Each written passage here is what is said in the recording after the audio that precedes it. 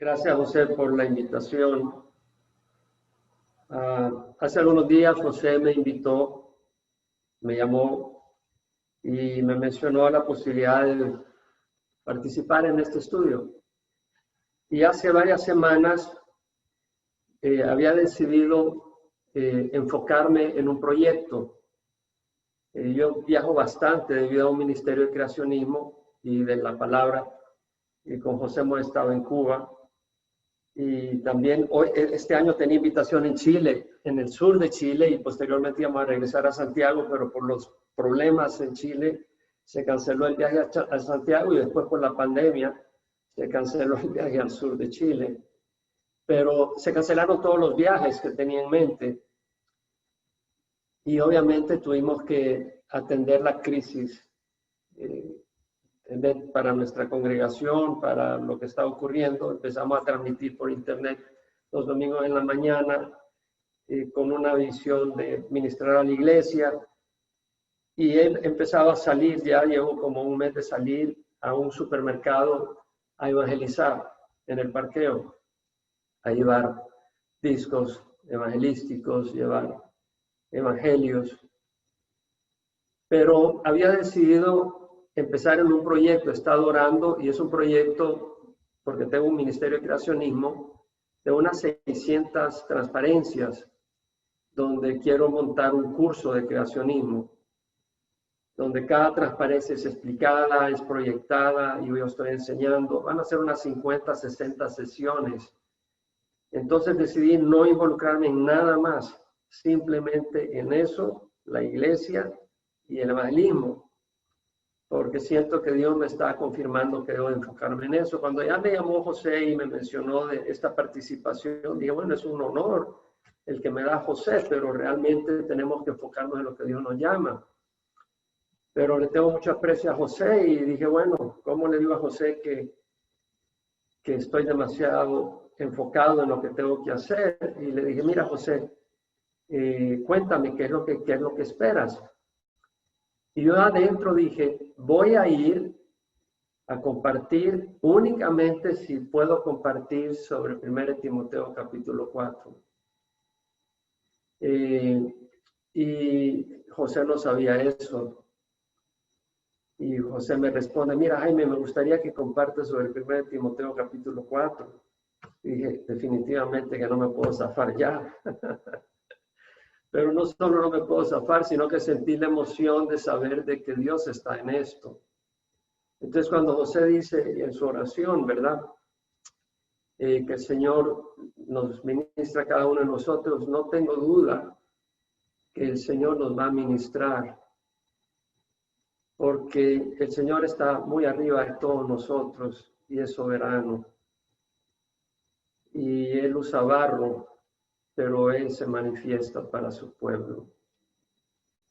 Necesitamos, nuestro hermano José mencionó el Espíritu Santo. ¿Cómo necesitamos el Espíritu Santo? ¿Cómo necesitamos el poder del Espíritu Santo en esta pandemia? Hay gente que tiene miedo de morir. Este es el tiempo de mostrar que no tenemos miedo de morir. Necesitamos el fuego del Espíritu Santo en nuestras propias vidas. Yo he estado orando para que el Señor encienda el fuego de su Espíritu en nuestras vidas, en la mía y en la de la congregación. La iglesia de Jerusalén se movió con poder cuando habían metido preso a Pedro y a Juan y después los dejaron libres. La oración de ellos no fue evitar la persecución, sino que Dios se moviera con poder y se manifestara con poder. Y bueno, les voy a compartir un pequeño incidente. Tal vez algunos de ustedes van a pensar que soy fanático, pero bueno, tengo que dar testimonio. Hace unos 3 días, tengo unas fotos, porque hace un par de años, hace unos 3 años, viajamos a San Luis Río Colorado a una obra de misionera. Y cuando veníamos de regreso, tomamos fotos, porque había una puesta de sol lindísima. Y le pedí a Mariana, que venía a la par mía, Mariana, toma fotos con mi cámara, estas puestas de sol está espectacular. Imprimí las fotos con versículos bíblicos. Y tengo unas enmarcadas en mi sala, pero tengo otras sin marco y las tengo puestas en la librera detrás de mi escritorio, como a 2 metros detrás de mi escritorio. Tengo un pequeño ventilador de techo en la oficina, pero no mueve esas fotos ni mucho menos. Tienen ahí meses, no se mueven. Pero hace 3 días una de ellas salió volando y cayó a mis pies. Yo no puse atención, solo la agarré y me di cuenta que decía cosas que el ojo no vio, ni oído yo, ni entraron en el corazón del hombre. Son las cosas que Dios tiene preparado para los que le aman. Agarré la foto y la puse en la librera y luego me puse a pensar. El viento no bota estas fotos. Ese ventilador nunca las ha botado por 3, 4, 5 meses. No veo que las mueva. Lo único que sé es que cómo es que salió volando y cayó a mis pies y cayó con la cara hacia mí, donde podía leer ese versículo. No necesitamos esos experimentos ni esos eventos, pero Dios se manifiesta sobrenaturalmente si tenemos ojos para verlo. Porque cualquiera diría, es accidente. Yo sé que no es accidente. El que no quiere ver, no va a ver. El que no quiere oír, nunca va a oír ni experimentar el poder de Dios. Yo creo que Dios es poderoso y quiere manifestarse con poder en nuestras vidas. Vamos a orar, ¿sí? Padre, yo te doy gracias por el privilegio de estar con todos estos hermanos, siervos tuyos, siervas tuyas. Te doy gracias, Señor, porque tú eres más allá de lo que podamos describir y eso que conocemos tan poco de ti. Pero es suficiente saber que eres nuestro papá y que eres el creador del universo y que nos has salvado con tu sangre en la cruz. Te ruego que bendigas este tiempo, Señor. Que de alguna manera tú logres lo que querías hacer en cada uno de nosotros esta tarde. Yo estoy convencido de que ese mensaje que traigo, esa enseñanza, no solo es para cada uno de mis hermanos que oyen, sino que es un recordatorio para mí de esta enseñanza. Señor, muévete, por favor, ministra a tu pueblo, a tu rebaño. Aparta toda distracción y permite que nuestro corazón reciba de ti, Señor, por la ayuda de tu Espíritu, en nombre de Jesús. Amén. Como mencioné, estaba enseñando 1 Timoteo, la primera carta de Pablo a Timoteo.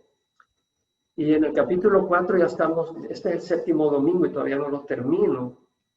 Entonces, no voy a leer todo el capítulo 4, pero voy a hacer una pequeña introducción y voy a enfocarme en algún versículo.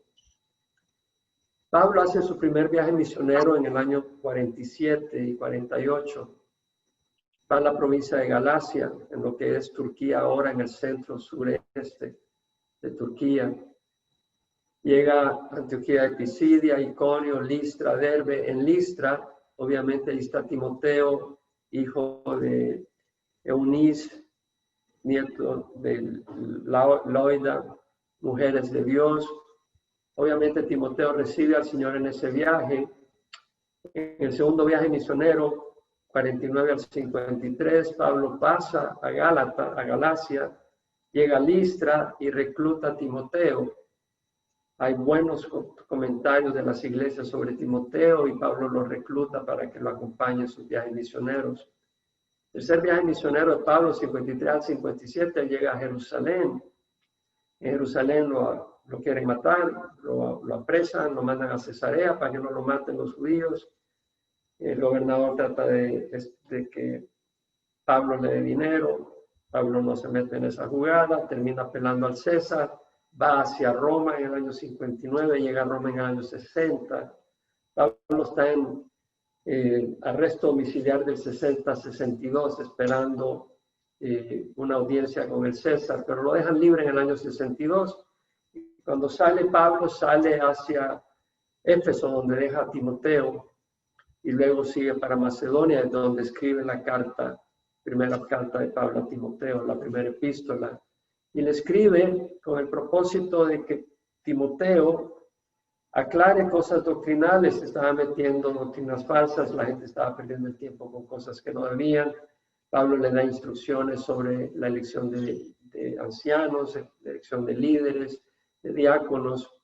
Pero Pablo enfatiza bastante la importancia de la sana doctrina. Entonces, en el capítulo 1, podemos ver, por ejemplo, en el versículo 3, Pablo dice, como te rogué al partir para Macedonia, que instruyeras a algunos que no enseñaran doctrinas extrañas, ni prestaran atención a mitos ni genealogías interminables, lo que da lugar a discusiones inútiles en vez de hacer avanzar el plan de Dios que es por fe. Así te encargo ahora.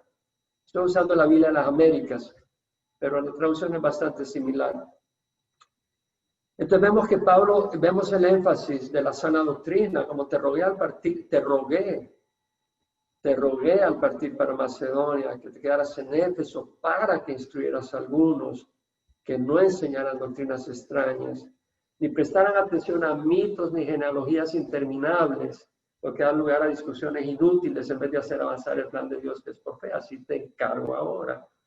Luego dice, el propósito de nuestra instrucción es el amor, nacido de un corazón puro, de una buena conciencia y de una fe sincera, cosas de las cuales se han desviado algunos y se han apartado de una vana palabrería. Entonces vemos una cosa bien importante acá. Pablo dice, y he escudriñado bastante esta escritura, Pablo dice el propósito, la meta, no la motivación, sino la meta, el propósito de nuestra instrucción es el amor, que nace de un corazón puro, una buena conciencia y una fe sincera. Lo que está diciendo Pablo es que el amor de Cristo tiene que nacer de un corazón puro, de una buena conciencia y de una fe sincera. Y eso ocurre cuando hay buena doctrina, cuando hay buena enseñanza. La gente que dice lo único que importa es el amor, la doctrina no es importante, no se están dando cuenta que se necesita la palabra del Señor. La palabra del Señor y la buena doctrina son clave para el amor que realmente fluye de Cristo, porque la palabra de Dios es la que limpia nuestro corazón, la que nos aparta del pecado. La palabra de Dios es la que nos confronta y hace que nosotros nos arrepintamos y nuestra conciencia sea limpia. Y la fe sincera, sin hipocresía, fluye cuando somos lavados por la palabra del Señor. Pablo enfatiza la importancia de la sana doctrina. Tengo un mensaje que doy en cada lugar a donde voy sobre la sana doctrina. Hoy no voy a hablar sobre eso, obviamente. Pero en el capítulo 4, Pablo retoma de nuevo la importancia de la sana doctrina. Dice, el Espíritu dice claramente que en los últimos tiempos algunos apostatarán de la fe, prestando atención a espíritus engañadores y doctrina de demonios, mediante la hipocresía de mentirosos que tienen cauterizada la conciencia, prohibiendo casarse y abstenerse de alimentos que Dios ha creado, para que con acción de gracias participen los que creen y conocen la verdad. Entonces Pablo, en ese capítulo 4, nos está diciendo una vez más sobre la doctrina, que no es una doctrina humana, realmente son espíritus engañadores y doctrina de demonios. Nosotros que hemos crecido dentro del ambiente católico, yo crecí en el catolicismo, cómo me hierve la sangre. Hoy mismo tomaba la foto tengo un sitio católico donde recibo información y es católico, y sacaban la foto de Pío X en su trono y mencionaba que él reinó de tal año a tal año. Reinó, esa fue la palabra que usa. Digo, Dios mío, quien va a reinar es Jesucristo. Nosotros no reinamos acá, servimos. Es una cosa terrible. Y Pablo menciona espíritus engañadores y doctrina de demonios. Y tenemos que tener cuidado, a veces por no querer ofender. Tengo una cantidad de gente, son unas experiencias que estoy teniendo. Mi familia toda son católicos, todos mis tíos, primos, toda mi familia en Centroamérica son católicos, Hueso Colorado. Pero hay un primo que vive en Texas que empezó a contactar, nos empezamos a contactar y yo empecé a tener esperanza porque escucha cosas cristianas y todo, pero a la hora de las horas llega el momento donde no, la Virgen María es especial porque tuvo a Jesús en su vientre. No me dejó explicarle de que nosotros tenemos el Espíritu Santo también y no por eso somos santos por sí mismos, no por eso hemos nacido sin pecado. Jesús vino a un mundo con pecado, Jesús vino a los pecadores. No es que nosotros seamos santos o lo merezcamos. María tuvo a Jesús en su vientre, no quiere decir que ella tuvo que nacer sin pecado para que Jesús habitara en su vientre. Jesús habita en nuestros corazones pecadores inmundos que somos, pero Él vino por nosotros y nos lavó con su sangre. Pero está toda esa doctrina de demonios, estos espíritus engañadores, y la Biblia dice, el Espíritu dice claramente. Entonces Pablo ha hablado sobre la doctrina y yo pudiera hablar tanto sobre eso porque es un tema clave y apasionante, porque vengo de una doctrina engañada, el catolicismo. Pero luego Pablo se enfoca en la vida personal de Timoteo y le dice, no tengas nada que ver, en el versículo 7, capítulo 4, no tengas nada que ver. No tengas nada que ver con las fábulas profanas propias de vieja. Más bien, disciplínate a ti mismo para la piedad. Porque el ejercicio físico aprovecha poco, pero la piedad es poderosa, es provechosa para todo, teniendo provecho para la vida presente y también para la futura. Entonces, Pablo se pasa de hablar de la doctrina y habló también de cómo elegir pastores y diáconos a la vida personal de Timoteo. Y dice, nada tengas que ver con fábulas profanas, siempre con enseñanza. Pero luego dice, más bien, disciplínate a ti mismo para la piedad. La palabra disciplínate es gimnazo. De ahí viene la palabra gimnasio. En Éfeso había un coliseo de 100,000 personas, montaban 100,000 personas, habían los Juegos Olímpicos. Y Pablo, entendiendo de que había una cultura deportiva, de ejercicio, de formación física, de entusiasmo por las Olimpiadas, Pablo usa el término disciplínate a ti mismo para la piedad. La piedad, ese estilo de vida, ese deseo de agradar a Dios en todo, en nuestra manera de ser, en hacer su voluntad, en hablar sus palabras, en caminar de acuerdo a su agrado. Disciplina te requiere esfuerzo, así como el que se disciplina para el olímpico requiere sacrificio, requiere privación, requiere entrega. Pablo le dice, disciplínate a ti mismo para la piedad. Luego dice el ejercicio físico, habiendo usado la palabra gimnasio, el ejercicio, la piedad aprovecha, el ejercicio físico aprovecha poco, sí es de provecho. De hecho, yo hago ejercicio. Cuando está abierto el gimnasio voy a un poco de pesas, aunque no se nota, por supuesto, pero por lo menos hago. Y voy 3 veces a la semana, cuando estaba abierto el gimnasio.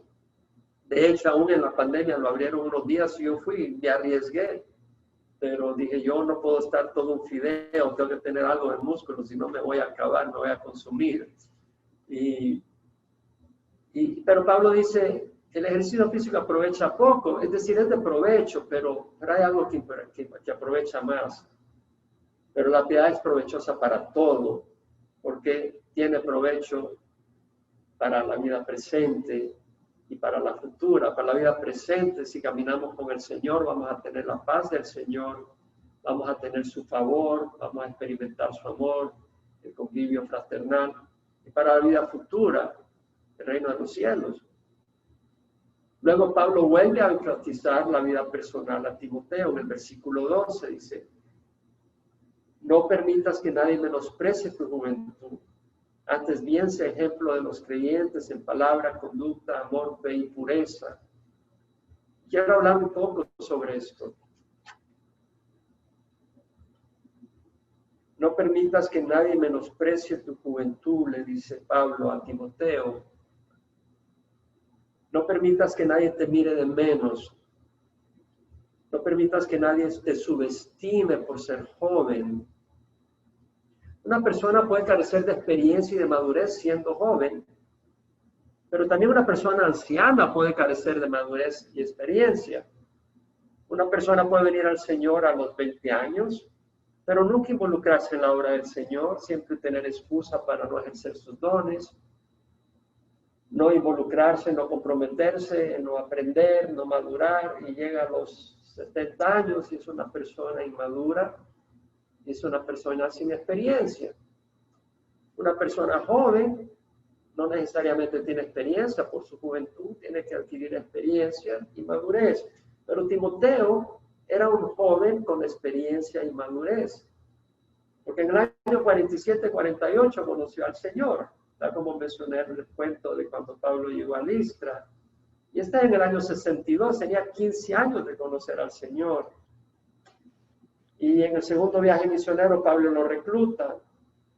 Timoteo tenía 13 años de caminar con Pablo, tener a Pablo de mentor. No alguien que le esté enseñando vía Zoom, caminar con Pablo para ir a Macedonia, salir huyendo de Filipos con Pablo, salir huyendo de Tesalónica con Pablo. Y cuando llega a Atenas, Pablo envía a Timoteo a Tesalónica, preocupado por la iglesia de Tesalónica, por la persecución. El pobre Timoteo va hacia Tesalónica. Es decir, es un joven que las ha aprendido. Ha tenido que huir, ha tenido que desvelarse, ha tenido que sufrir y ha tenido un excelente mentor. Entonces vemos a Timoteo, un joven con experiencia y madurez. Las apariencias pudieron haber sido motivo para que la gente lo despreciara, pero Pablo lo exhorta a que no permita que la opinión de otros lo afecte y mucho menos limite su ministerio. Yo creo que aquí tenemos que tomar lección nosotros. No debemos de escuchar las mentiras de Satanás ni la opinión de la gente sobre nosotros. Tenemos que escuchar la opinión del Señor sobre nosotros. La opinión de Satanás es destructiva. Yo recuerdo un pastor amigo que me compartió que en una ocasión le pidió a uno de sus líderes que enseñara la palabra desde el púlpito.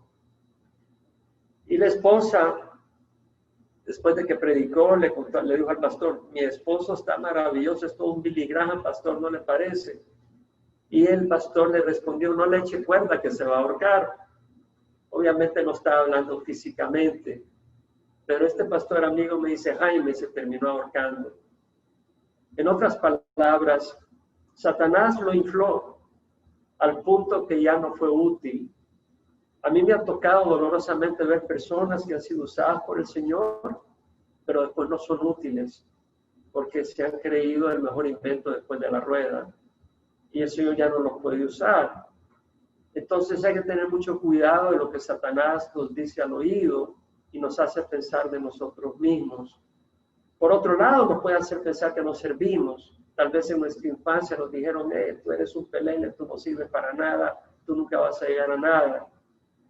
Y tenemos que tener cuidado, porque tal vez no oímos eso, pero hemos oído la voz de Satanás que nos trata de limitar y hacer pensar que Dios no tiene nada para nosotros, que no somos importantes. Pablo nos exhorta a no dejarnos influenciar por la opinión de otros. Si queremos conocer quiénes somos, busquemos al Señor y su palabra, y esa nos instruye con su espíritu.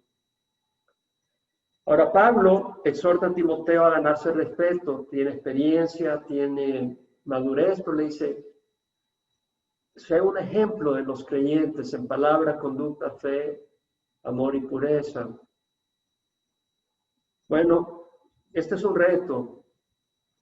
Este es un reto porque es más fácil hablar que hacer y ser. Y no solo hacer, sino ser. O sea, que seamos transformados para ser lo que la palabra quiere que seamos, lo que el Señor quiere que seamos. Santiago dice: sean hacedores de la palabra y no solamente oidores que se engañan a sí mismos. Es un reto para todos nosotros. ¿Puedo oír un amén? Probablemente diríamos amén.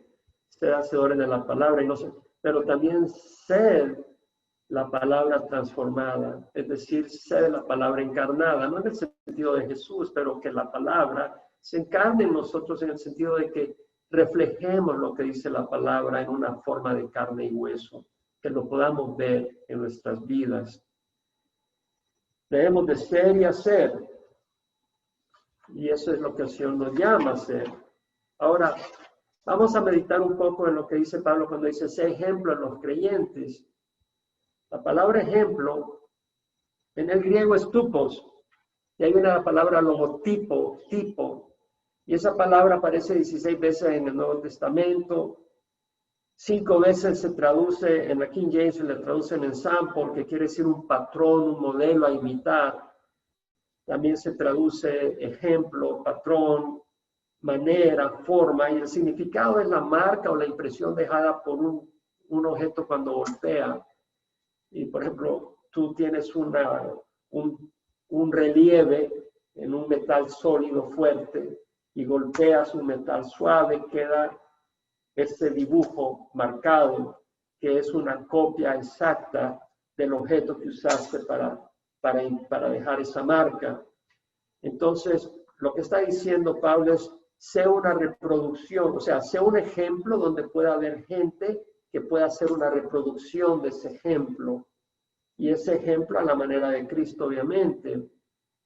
Bueno, lo vemos en Cristo, cuando dice la palabra en el Evangelio de San Juan, en el principio estaba el verbo estaba con Dios, el verbo era Dios, él estaba al principio con Dios, todas las cosas fueron hechas por medio de él, y sin él nada de lo que ha sido hecho fue hecho. Jesús, el verbo. El versículo 14 dice, y el verbo se hizo carne y habitó entre nosotros. Y Juan dice, nosotros vimos su gloria, gloria como del unigénito, lleno de gracia y verdad. O sea, Juan dice, vimos al verbo encarnado. Vimos lo que es la palabra de Dios en una persona de carne y hueso, una total representación de lo que es, lo que agrada a Dios, lleno de gracia y verdad. Palabra encarnada, y Dios quiere que nosotros seamos ejemplos. Y el mundo necesita ver esos ejemplos, la iglesia necesita ver esos ejemplos. El pueblo de Dios necesita esos ejemplos. En Hebreos 13, si vas al libro de Hebreos 13, versículo 7, hay varias referencias, si quieren las apuntan, para poder ganar tiempo, para no extenderme demasiado, pero si vas a Hebreos 13, versículo 7, el autor dice, acordaos de vuestros guías que os hablaron la palabra de Dios y considerando el resultado de su conducta, imitad su fe. Entonces, mira lo que dice, acordaos de vuestros guías, de vuestros líderes. ¿Qué tipos, qué líderes los que tenían? Porque dicen que os hablaron la palabra de Dios, la palabra de Dios. Eso es lo que hablaban. No psicología, no mejoramiento personal, la palabra de Dios y considerar el resultado de su conducta. No solo hablaron la palabra de Dios, pero su conducta fluía de esa palabra. Imitad su fe, imitad, seguir ese comportamiento, esos ejemplos. La iglesia necesita esos ejemplos. Quiero considerar algunos ejemplos que vale la pena que imitemos. ¿Puedo ir un amén a esto? Quiero dar algunos ejemplos. La Biblia está llena de ejemplos. Llena de ejemplos. Y cuando estaba enseñando el versículo 12, que es este versículo que estoy enseñando, lo enseñé en 2 domingos, porque di ejemplos del Antiguo Testamento y del Nuevo Testamento. Y también di ejemplos de la vida después del tiempo de los apóstoles, pero no tenemos tiempo para eso. Pero voy a hablar un poco sobre el Antiguo Testamento. Un ejemplo tenemos en Enoc. Enoc caminó con Dios. En Génesis leemos que Enoc anduvo con Dios y no fue más porque Dios se lo llevó. Enoc caminó con Dios. Dios viene por los que caminamos con Él y nos va a llevar. El arrebatamiento de la iglesia. No quiere decir que nunca tropezó. El que no camina no tropieza. El que camina va a tropezar a veces, pero caminó con Dios y Dios estaba a la par de él. No, Enoc caminó con Dios. Pero de ahí me paso a Noé. Vea Noé capítulo 6, versículos 6 al 9. Génesis capítulo 6, versículos 6 al 9. La escritura dice que era mucha la maldad de los hombres en la tierra, porque toda intención de los pensamientos de su corazón era solo hacer el mal. Era mucha la maldad de los hombres en la tierra, porque toda intención de los pensamientos de su corazón era solo hacer el mal. Pero Noé halló gracia ante los ojos de Dios. No era un hombre justo, era un hombre justo, perfecto entre sus contemporáneos. Noé andaba con Dios. Noé andaba con Dios. Esto me tocó profundamente. Después de que yo di este estudio, yo pasé una semana meditando en esa frase. Noé andaba con Dios.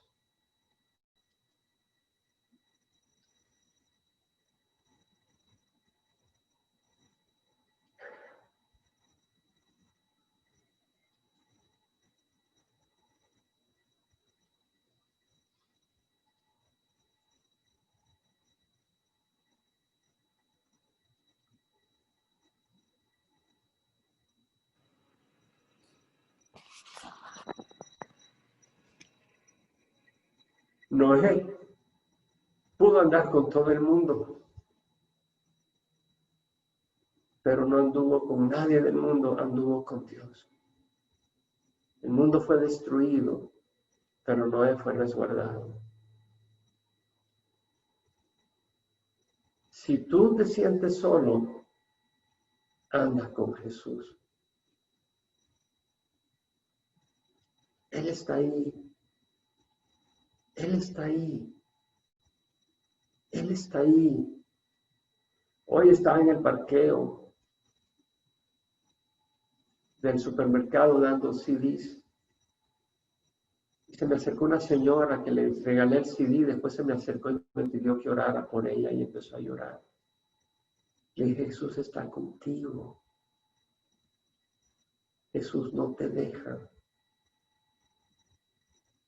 Si nosotros decidimos andar con Jesús, nunca vamos a estar solos. Nunca vamos a estar solos. Noé andaba con Dios. Yo creo que este pensamiento podemos abrazarlo y meditarlo toda esta noche. Yo pasé una semana meditando en ese versículo, en esa fracción. Noé andaba con Dios. El significado que tiene para nosotros.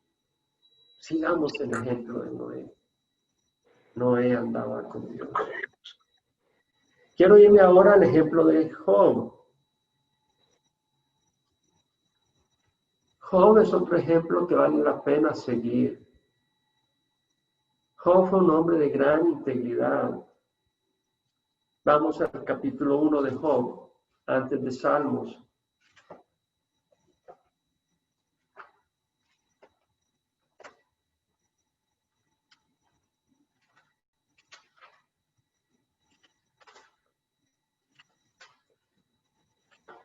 Leemos en el versículo 6 al 8.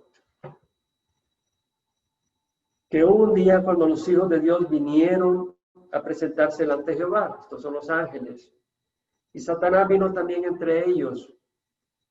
Y Jehová dijo a Satanás, ¿de dónde vienes? Y Satanás respondió a Jehová y dijo, de recorrer la tierra y andar por ella. Este es un libro histórico. De recorrer la tierra y andar por ella. Satanás es un sinvergüenza. Es un adversario. Miremos cómo está la tierra hoy en día, nuestro planeta. Él anda recorriendo la tierra y destruyendo, confundiendo, engañando. Y Jehová le dijo a Satanás, ¿te has fijado en mi siervo, Job, mi siervo? Porque no hay ninguno como él sobre la tierra, hombre intachable y recto, temeroso de Dios y apartado del mal. Tenemos mucho que aprender ahí, temeroso de Dios y apartado del mal. Y ya sabemos la historia. Satanás le dice, bueno, ¿cómo no te va a temer Job? Si le has puesto una valla alrededor de él, alrededor de sus pertenencias, nadie lo puede tocar, le has prosperado todo. Pero quítale sus pertenencias, a ver si no te maldicen la cara. Y vemos que el Señor le dice, ok, acepto el reto. Tócale las cosas, tócale sus pertenencias, pero no lo toques a él. Y viene y cae fuego del cielo y quema todas sus ovejas y quema a los siervos que las cuidaban, solo uno escapa y le cuenta. Vienen los sabeos y se roban a los camellos y matan a los siervos y dejan a uno solo que escapa y le cuenta. Viene otra banda de maldad y se llevan los bueyes y los asnos que estaban junto con los bueyes y matan a los siervos. Y viene un viento, se vuela a la casa donde estaban sus hijos comiendo, festejando un banquete y se mueren. Y Job dice, desnudo salí del vientre de mi madre, desnudo volveré allá. Jehová dio, Jehová quitó, bendito sea el nombre del Señor. ¿Cómo respondemos nosotros cuando perdemos algo profundo? ¿Cómo respondemos? Tal vez perdemos un negocio, tal vez perdemos un hijo, tal vez perdemos un cónyuge. Con esto de la pandemia, el año pasado estuve en El Salvador y el doctor Adán Maravilla, catedrático en la Universidad José Matías Delgado, cristiano, teólogo, me invitó para dar una conferencia de creacionismo a la universidad. Después fuimos a comer, me invitó a comer y después fui a su iglesia donde compartí. Bueno, hace un mes y medio le dio el COVID. Él como médico estaba atendiendo a mucha gente, pero él se puso grave. Su esposa se puso grave, los dos estaban a punto de morir, pero él se murió.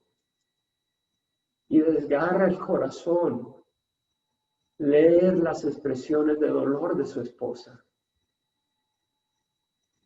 Me desgarra el corazón, porque era un matrimonio maravilloso. Él admiraba la enseñanza de su esposo, era su mejor discípulo, era un equipo. Ella era catedrática, es catedrática en la Universidad Evangélica. Él era catedrático en la Universidad José Matías Delgado, siervos del Señor. Dios se lo llevó. Qué dolor más profundo. ¿Cómo respondemos nosotros cuando nos ocurren estas cosas? Hay que aprender. Tenemos ejemplos. Tenemos ejemplos. Vamos al ejemplo de Abraham, capítulo 12 de Génesis.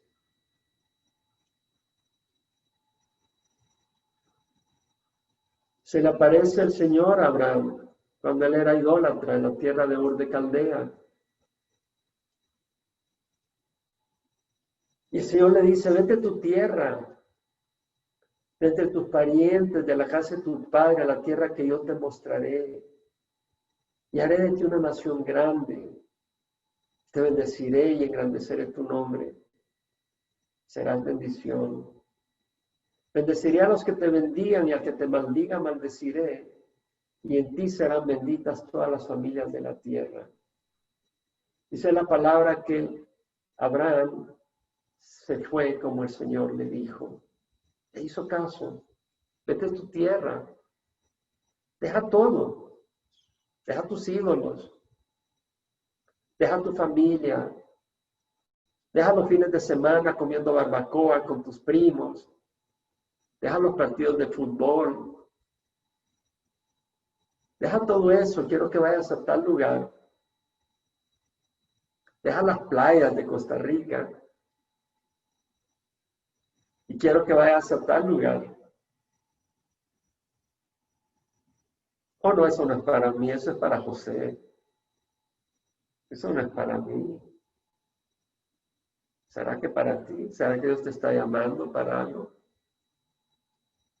Yo recuerdo en el 80 yo recibí al Señor en el 84 y recuerdo en el 88 el Señor me llevó a California, yo estaba en el 84 en Georgia. El Salvador todavía estaba en guerra civil, pero en el 88 que vine a California, recuerdo decirle al Señor, Señor, yo quiero regresar a El Salvador, te quiero servir en El Salvador. El Señor me dijo, no, yo no te quiero en El Salvador. Señor, yo tengo carga por El Salvador. El Señor me dijo, yo te puedo usar más en California, en tus oraciones por El Salvador, que si tú vas al Salvador y yo no te envío. Tenemos que ir a donde el Señor nos llame. Nuestra morada está en el reino de los cielos, no acá. Bueno, Abraham no fue un hombre perfecto, pero fue un hombre de fe y fue creciendo en la fe.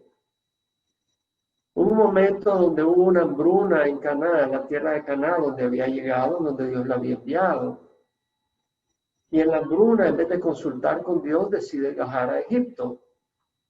Va con Sarai en ese momento y baja a Egipto y le va mal. Menciona de que Sara es su hermana, Faraón la toma, casi la toma como mujer, pero Dios trajo problemas a la salud de todo el reino de Egipto, de los líderes del faraón, de la familia, etcétera, y tuvo que dejar ir a Abraham y a Sara. Suelta a Sara, se da cuenta que ese hombre es profeta y esa mujer le pertenece y reclama a Abraham por haber mentido y le da un puño de riquezas para que se vaya tranquilo.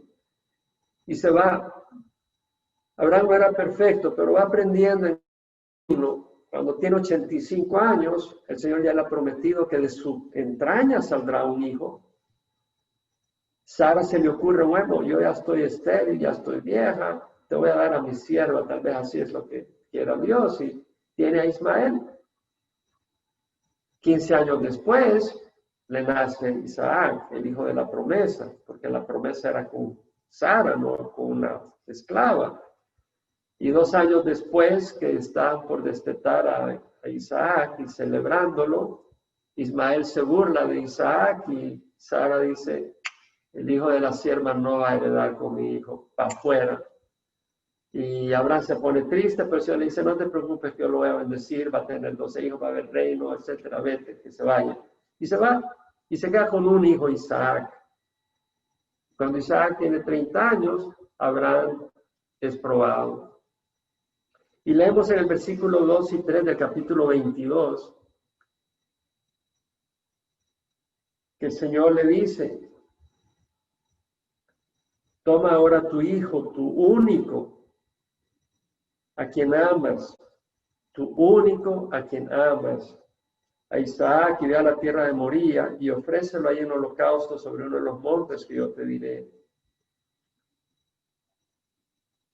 O sea, la idea es holocausto, es matar, es ponerle fuego.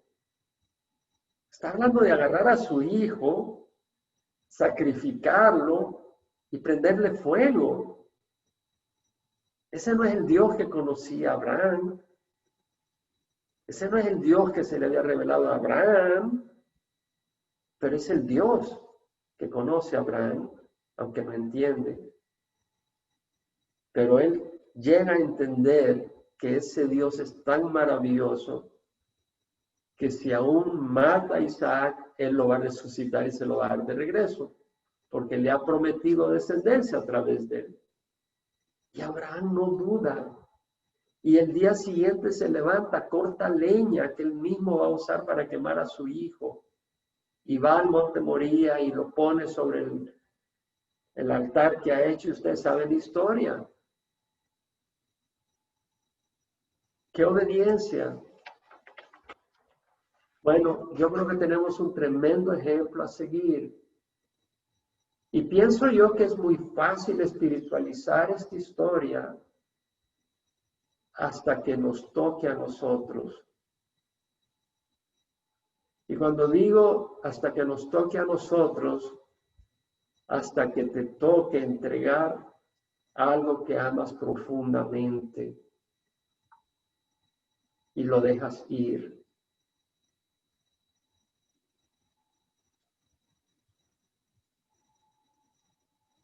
Es ahí donde toca tu corazón esta historia. Y te confronta el ejemplo de Abraham. Porque a Abraham se le pidió que entregara a su hijo y lo quemara, lo matara y lo quemara. Y Abraham estaba dispuesto a hacer eso. Y es un ejemplo. Porque puede que nos toque algún día entregar algo que amamos con todo el corazón. Y el Señor dice, déjalo ir. Puede ser un negocio, puede ser una persona, puede ser un sueño, puede ser un ministerio que Dios no te está dando. Puede ser un lugar a donde vivir. Puede ser una casa.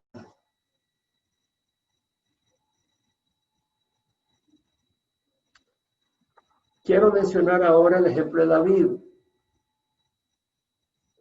David es uno de mis caracteres favoritos del Antiguo Testamento. Tenemos la historia de David. Son ejemplos. Son ejemplos. Tenemos que leer la Escritura de Génesis, Apocalipsis. Siempre nos alimentan estos ejemplos, nos recuerdan, nos refrescan, nos fortalecen. David, uno de 7 hijos de Isaí, Samuel lo unge como futuro rey de Israel. El ejército de Israel está enfrentando al ejército de los filisteos, uno enfrente al otro. Los filisteos tienen a Goliat. Ustedes saben la historia. Goliat, hombre de 3 metros, 3 y pico, más de 3 metros, casco de bronce, malla de bronce, no le entraba una espada ahí, cubierto con espada, lanza y jabalina, y encima tiene un escudero que le protege y que le defiende, y sale al frente retando a Israel. A ver, pónganme un hombre. Si me ganan, somos sus siervos. Si yo gano, ustedes son nuestros siervos. Y todo el mundo se hacía para atrás. Y David va a llevarles quesos y tortas de higo a sus hermanos que su papá lo envía, le están cuidando a las ovejas. Y cuando oye Goliat, dice, ¿quién es este filisteo incircunciso para desafiar los escuadrones del Dios viviente? Me llama la atención varias cosas. Uno, la valentía de David. David era un jovencito. Dice, ¿quién es este nadie? ¿Qué es este nadie para que venga aquí a querer hacerse que es alguien? Todo el mundo estaba pero temblando, con diarrea y todo lo que te puedas imaginar de la aflicción. Y David, ¿quién es este filisteo incircunciso para desafiar los escuadrones del Dios viviente? Y mira a qué se refiere cuando dice los escuadrones del Dios viviente. Todos ellos estaban acobardando y se caían de espalda de miedo ante Goliat. Pero David decía, son los escuadrones del Dios viviente. Que ese sea nuestro concepto de la iglesia de Cristo. Somos los escuadrones del Dios viviente. ¿Quién es este Satanás para venir y desafiar a la iglesia? Jesús dijo, y yo edificaré mi iglesia y las puertas del Hades no prevalecerán sobre ella. Que tengamos ese concepto de la iglesia del Señor. Son los escuadrones del Dios viviente, peleando batallas. Las batallas que peleó David no son distintas que las que peleamos nosotros ahora. Son batallas encarnizadas contra Satanás, contra el enemigo de las almas. Y bueno, y saben la historia cuando se le acerca David a Goliat, le dice, tú vienes a mí con espada, lanza y jabalina, yo vengo a ti en el nombre de Jehová de los ejércitos. quien tú has desafiado. Y él te entregará hoy mismo en mis manos, y te derribaré y te cortaré la cabeza, y daré los cadáveres del ejército de los filisteos a las aves del cielo y a las bestias del campo, para que sepa toda la tierra que hay Dios en Israel. ¡Qué pasión! Para que sepa la tierra que hay. ¿No necesita el mundo saber que hay Dios en la iglesia de Cristo Jesús? ¿No necesitan saber que hay un Dios verdadero? Una de las cosas que hago ahora que estoy entregando los CDs, quiero que sepas que Dios no es una idea. Quiero que sepas que no es una imaginación, que es real. Quiero que escuches este CD que tiene un mensaje y que sepas la evidencia que Cristo vive y es real. Que Dios se manifieste con poder en su iglesia. ¿No necesitamos eso? O sea, que no solo sea doctrina en la mente. La doctrina donde no hay poder no es la doctrina completa. Que se mueva el Señor con poder en la iglesia. No nosotros, el Señor en su iglesia. Esta es nuestra oración. Bueno, David es valiente. Que nosotros seamos valientes y andemos con ese poder. Que sigamos ese ejemplo para que la tierra y el mundo sepa que vive Cristo Jesús. Que en nuestras congregaciones se mueva el Señor con poder. En nuestras vidas, empezando por mí personalmente, quiero que Dios se mueva con poder. No yo, el Señor, a través de la manera que Él escoja. Y lo hace. El hecho que estemos enseñando primera en Timoteo capítulo 4 es porque Él se movió con poder. Yo le dije al Señor, Señor, estoy enfocado en lo de creacionismo, pero si voy a hablar sobre 1 Timoteo capítulo 4, está bien. Y José me dice, quiero que enseñes 1 Timoteo capítulo 4. Ese es el poder de Dios, no de uno. Es de Dios. Dios usa lo inútil y despreciable de este mundo, porque Dios es Dios, no nosotros. Y el mundo necesita a Dios, no a nosotros. Y nosotros necesitamos ver a Dios. Una vida donde Dios no se manifiesta es una vida aburrida. Nosotros queremos ver a un Dios que se manifiesta. Bueno, quiero ahora hablar de otro tema. Dentro del mismo concepto, David, óyeme bien, venció al gigante de las fallas pasadas. David venció al gigante del pasado, ¿me oyes? David venció al gigante de su pasado. Y esto es bien importante. David era un hombre de carne y hueso como tú y yo.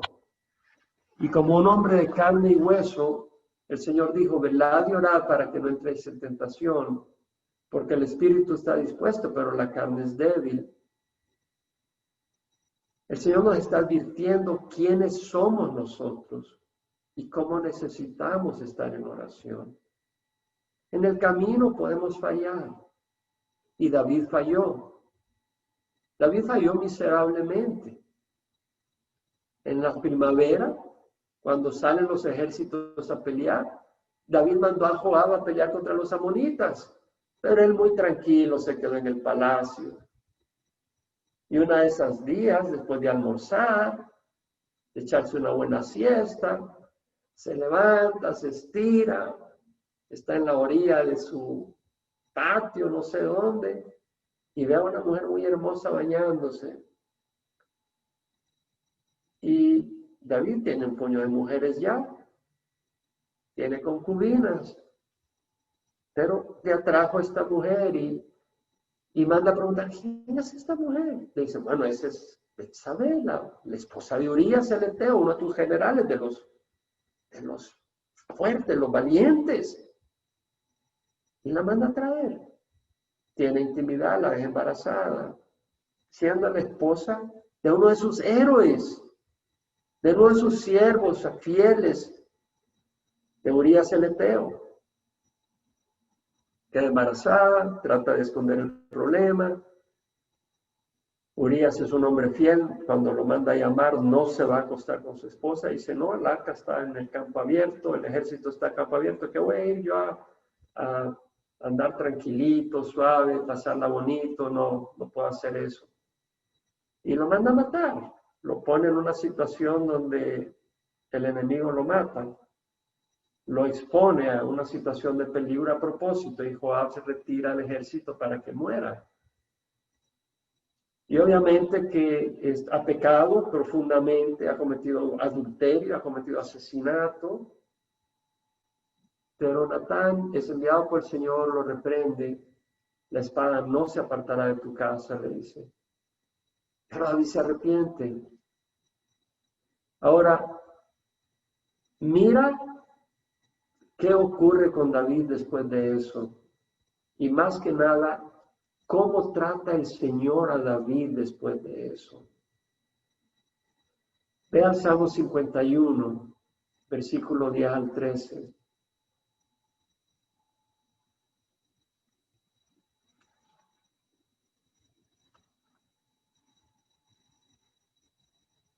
David dice, crea en mí, oh Dios, un corazón limpio. La palabra crear es bara, como cuando crea el universo. En el principio creó Dios los cielos y la tierra, de la nada. Crea, oh Dios, un corazón limpio y renueva un espíritu recto dentro de mí. No me eches de tu presencia y no quites de mí tu Santo Espíritu. Lo más que ansiaba David era la presencia del Señor. No me eches de tu presencia y no quites de mí tu Santo Espíritu. Y restitúyeme el gozo de tu salvación y sosténme con un espíritu de poder. Y oye bien. Y entonces enseñaré a los transgresores tus caminos y los pecadores se volverán a ti. ¿Quién inspiró ese salmo? El Espíritu Santo. David escribió inspirado por el Espíritu Santo. Y David dice, entonces enseñaré a los transgresores tus caminos y los pecadores se volverán a ti. Lo que deseaba David era servir al Señor y ser luz. Y el Espíritu Santo quería usar a David y le mostró gracia y lo usó. Porque David escribió el Salmo 51 después de su pecado con Betsabé. Y vemos cómo Dios lo restablece. El pasado no le impidió levantarse y servir al Señor. Cuando un soldado está en el campo de guerra y es herido y cae herido, si se levanta y sigue peleando, agrada al Señor y el Señor está en eso. Salmo 103, versículo 1 al 5. Bendice alma mía Jehová. Bendiga todo mi ser su santo nombre. Bendice alma mía Jehová y no olvides ninguno de sus beneficios. Él es el que perdona todas tus iniquidades. David escribe eso, el que sana todas tus enfermedades. El que rescata del hoyo tu vida. El que te corona de bondad y compasión, el que colma de bienes tu vida para que tu juventud, el que colma de bienes tus años para que tu juventud se renueve como el águila. Y más adelante dice, compasivo y clemente es Jehová, lento para la ira y grande en misericordia. No contenderá con nosotros para siempre, ni para siempre guardará su enojo. No nos ha tratado según nuestros pecados, ni nos ha pagado conforme a nuestras iniquidades. Porque como los cielos son más grandes que la tierra, más altos, así es de grande su misericordia para los que le temen. Como el oriente está lejos del occidente, así alejó de nosotros nuestras transgresiones. Como un padre se compadece de sus hijos, así se compadece Jehová de los que le temen, porque Él sabe de qué estamos hechos. Él reconoce que somos solo polvo. Y lo que quiero mencionar acá es que David entendía la gracia y la misericordia de Dios. Pero yo nunca me había dado cuenta tanto hasta que leí el Salmo 3. Y el Salmo 3 me dejó paralizado de la misericordia del Señor. Porque lo he leído miles de veces, pero nunca a la luz que lo leí cuando estaba enseñando el capítulo 4, versículo 12. El Salmo 3 es un salmo que escribe David cuando huía de su hijo Absalón. El Señor había dicho, la espada no se apartará de tu casa. Sabemos que su hijo mayor violó a su hija y Absalón mató a Amnón. Y ahora Absalón persigue a David para matarlo. Le ha hecho guerra civil, ha entrado a Jerusalén, se ha acostado con las concubinas de David. David no sabe eso en ese momento. Pero es horrible lo que está ocurriendo. Y David escribe el Salmo 3, pero ahora léelo conmigo a la luz de lo que te voy a considerar. David dice, oh Jehová, cómo se han multiplicado mis adversarios, muchos se levantan contra mí. Y yo hubiera dicho, sí, Señor, yo sé que te has olvidado de mí, yo sé que me estás castigando, yo sé que merezco eso, yo sé que fallé, yo sé que cometí adulterio, yo sé que cometí asesinato. Todo esto, Señor, merece esto. ¿Qué voy a hacer, Señor? Acaba conmigo. Pero no es lo que dice David. Dice, muchos dicen de mi alma, nefesh, de mi ser, para él no hay salvación en Dios. Y David pudiera decir, si yo fuera David, claro, no hay salvación en mí si tú me estás trayendo a la espada. Tú eres quien me está trayendo todo esto. Lo merezco y no hay manera de escapar de esto. Pero mira lo que dice David en el versículo 3. Mas tú, Jehová, eres escudo en derredor mío, mi gloria y el que levanta mi cabeza. No olvides que estos versículos son inspirados por el Espíritu Santo. Mas tú, Jehová, eres escudo en derredor mío, mi gloria y el que levanta mi cabeza. Y luego dice, con mi voz clamé a Jehová y él me respondió desde su santo monte. Dios rescató a David de la mano de Absalón. Yo me acosté y me dormí. Desperté porque Jehová me sostiene. Y luego con valentía, con la misma valentía con que enfrentó a Goliat, dice, no temeré a los 10 millares de enemigos que se han puesto en derredor contra mí. Y luego llama a Dios y dice, levántate Jehová, levántate Dios mío, porque tú hieres a todos mis enemigos en la mejilla, rompe los dientes de los impíos. Oye lo que está diciendo, tú hieres a todos mis enemigos en la mejilla. Este es el David que le había fallado. Las salvaciones de Jehová sea sobre tu pueblo tu bendición. Esto me deja paralizado de la gracia del Señor. Pero vemos que esa gracia está derramada en un hombre que conocía al Señor. Y sabía, este es al Señor que yo sirvo. He tropezado, pero Él es mi Señor. Él es mi Salvador. Él es el escudo en derredor mío, mi gloria y el que levanta mi cabeza. David conocía a ese Señor. A ese Dios, tú y yo le servimos. No hay mejor Dios a que servir. Notemos la diferencia contra Jeroboam. Vea Primera de Reyes, capítulo 9. Primera de Reyes, capítulo 9.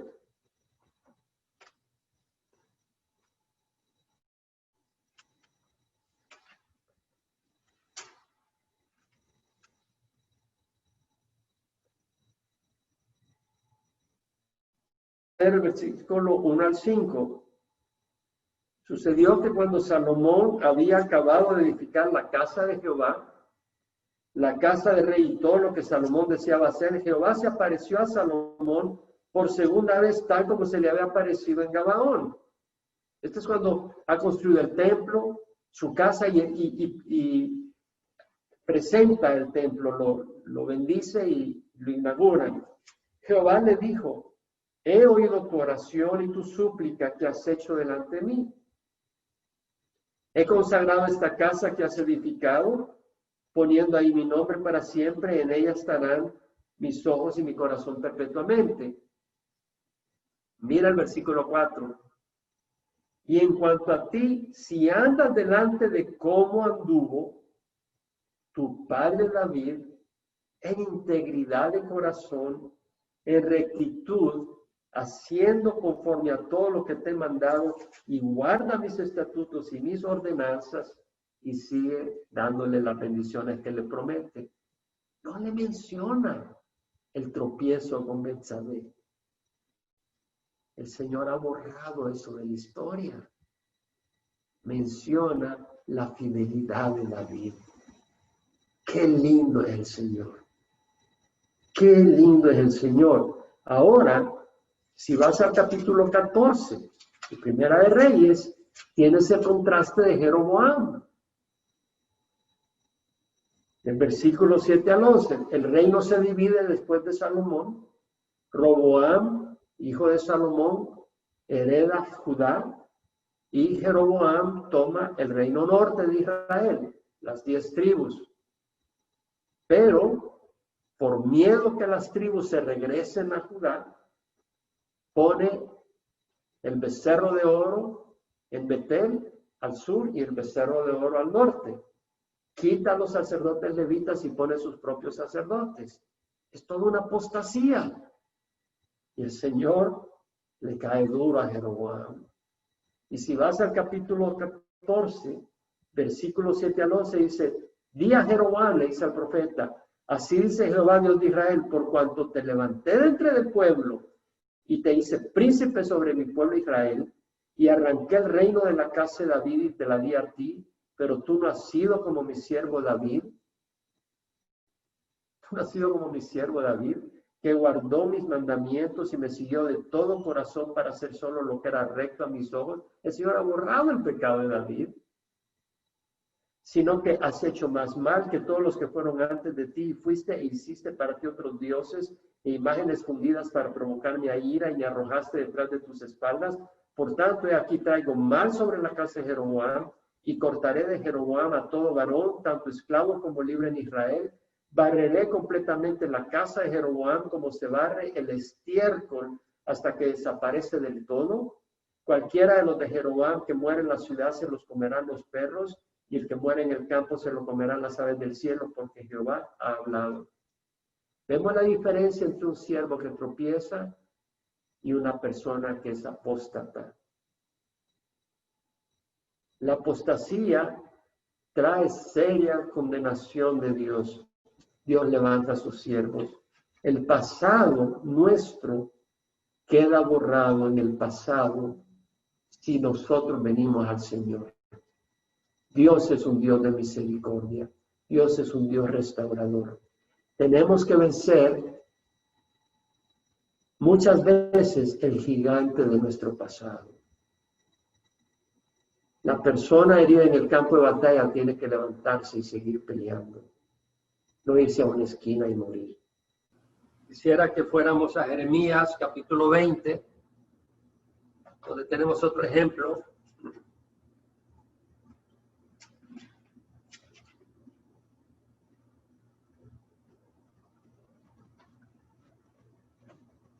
El Imperio Norte había caído en manos de Asiria, ahí por el año 722 a.C. Y como por el año 600, Babilonia está amenazando a Israel, a Jerusalén, al Imperio Sur. En el año 586 a.C. lo llevan al exilio.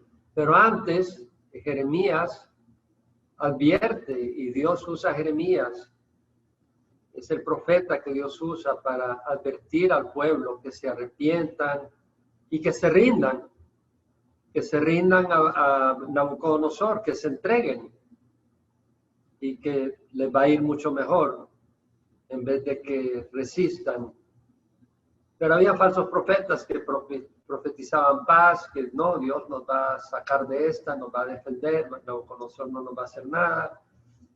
Y empezaron a ver a Jeremías como un traidor, porque estaba tratando de convencer al pueblo que se entregara a Nabucodonosor, al enemigo, y lo empezaron a tratar como un traidor. Y vemos en el versículo 7 a 10 que Jeremías se queja del Señor, al Señor. Y le dice, me persuadiste, Jehová, y quedé persuadido. Fuiste más fuerte que yo y prevaleciste. Es decir, me persuadiste ser tu siervo.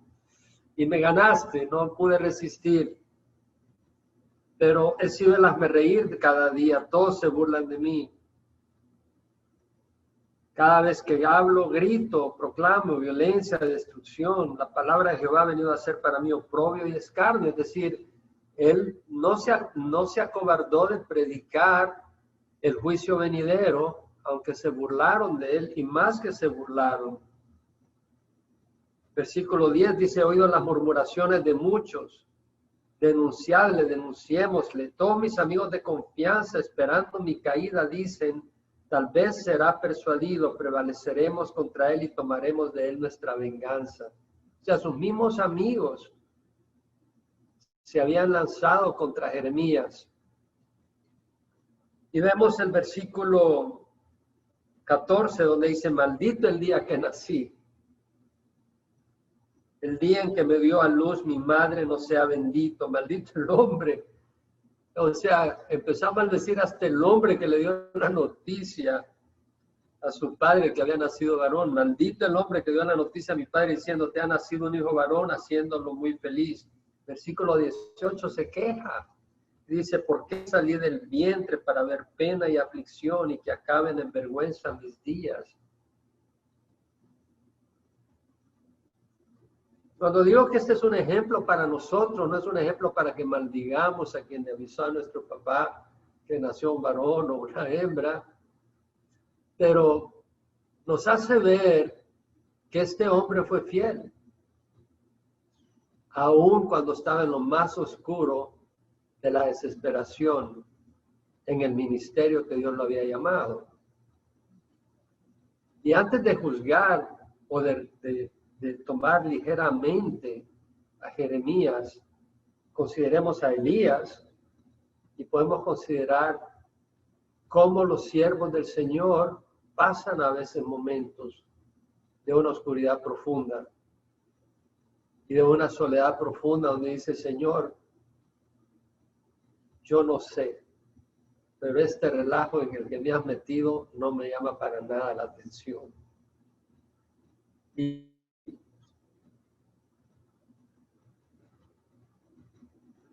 no estoy compartiendo sobre la gente del Nuevo Testamento o de la época nuestra, pero los hay. Charles Spurgeon, por ejemplo, tenía unas depresiones horribles. De hecho, estaba leyendo un comentario que él hizo donde dice, con las alturas de gozo en el servicio de mi Señor, estoy muy bien familiarizado, pero también he bajado a las profundidades de la desesperación, hundido internamente, de tal nivel que escapa de descripción. O sea, si tú crees que en el servicio del Señor no van a llegar momentos donde vas a decir, Señor, ¿dónde puedo renunciar? ¿Dónde puedo ponerte la firma de la renuncia? Es que no sabes lo que es servir al Señor. En el servicio del Señor van a haber momentos donde quieres renunciar en la carne, donde dices, Señor, esto ya es demasiado. Pero los siervos del Señor no renuncian. Podrán maldecir el día en que nacieron, pero no renuncian. Hay algunos que no maldicen el día que nacieron y sí renuncian. Pero el siervo del Señor no tiene a dónde ir. Pedro le dijo, Señor, ¿a dónde iremos? Tú tienes palabra de vida eterna. Y finalmente quiero dar el ejemplo de Daniel. Daniel está en el imperio medo-persa. Darío es el rey. Hay 120 sátrapas, o sea, está dividido el imperio enorme, el imperio más grande del mundo. en 120 secciones o regiones, y hay 120 sátrapas, y sobre ellos 3 oficiales, y Daniel es uno de ellos. Y encima quieren poner a Daniel, el rey Darío, como el cabeza de todo. El número 2. Y sus enemigos lo odian a muerte, lo envidian. Dice, no hay manera con que nos podamos deshacer de este hombre, porque es un hombre recto.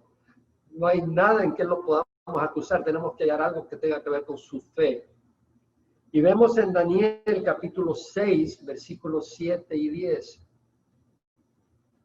donde dice que los funcionarios del reino vienen donde Darío y le dicen, ¿ha acordado que el rey promulgue un edicto y ponga en vigor el mandato de que cualquiera que en el término de 30 días haga petición a cualquier dios u hombre fuera de ti, oh rey, sea echado en el pozo de los leones? Y el versículo 10, cuando Daniel supo que había sido firmado el documento, entró en su casa, en su aposento superior, tenía ventanas abiertas en dirección a Jerusalén.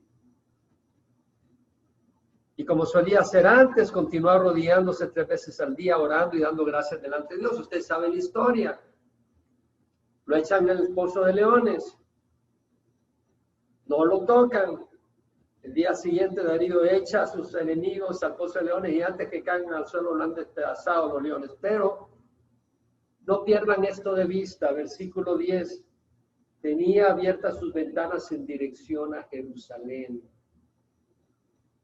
Este hombre estaba en la cumbre del éxito, en el imperio más grande del universo en ese tiempo. Era la mano derecha del rey, pero sus ojos estaban puestos en Jerusalén. Ahí estaba su corazón. Y bueno, el Señor nos exhorta a tener los ojos puestos en Jerusalén, la Jerusalén del cielo. Y es fácil usar esto como algo poético. La pregunta y la cuestión es esto una realidad en nuestro corazón? Y Pablo dice en Colosenses 3:1-4, si habéis pues resucitado en Cristo, con Cristo buscad las cosas de arriba. Tú no puedes resucitar sin antes morir. Con Cristo he sido crucificado, dijo Pablo. Tenemos que morir.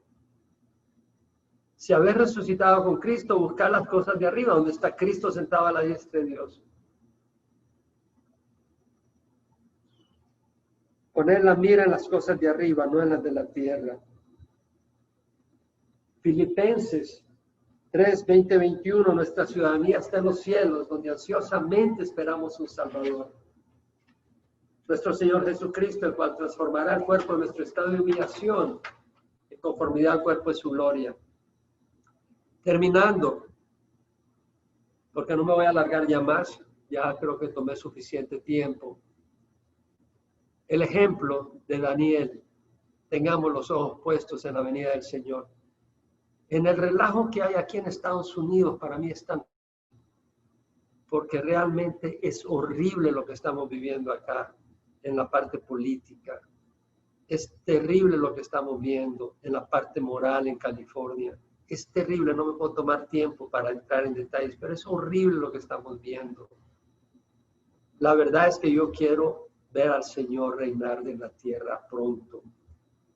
Yo quiero, Señor, ven, Señor, este relajo es demasiado grande. Ven, Señor. Que sea ese nuestro deseo en nuestro corazón. Tenemos muchos ejemplos en la Biblia que seguir. Que el Señor nos ayude a emular, a ser ejemplos en lo que nos toque. Nos puede tocar seguir el ejemplo de Job o el de Abraham o el de Jeremías, donde nadie nos escucha y decimos, maldito el día en que nací, pero no nos separamos del llamado del Señor. Pero sobre todo el de Enoc y el de Noé, que andaba con el Señor. Y Daniel con la vista puesta en Jerusalén, en nuestro caso Jerusalén celestial, la venida del Señor. Ahí hermanos, para no extenderme ya más. Dios les bendiga.